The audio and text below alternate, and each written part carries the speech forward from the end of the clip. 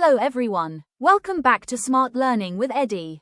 In today's lesson, we will learn how to introduce ourselves in Chinese. By the end of this lesson, you will be able to ask someone's name, say your own name, and say, "Nice to meet you." Let's start. Before we start, let's review two greetings from our previous lesson. Repeat after me.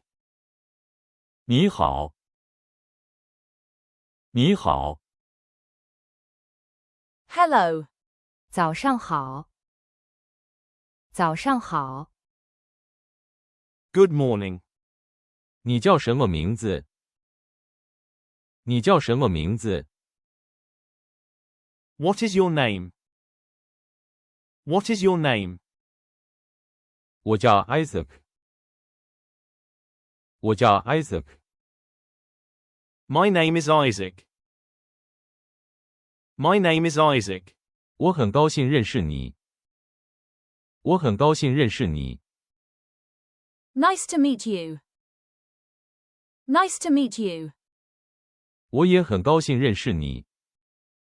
我也很高兴认识你。 Nice to meet you too. Nice to meet you too. 谢谢，谢谢， Thank you.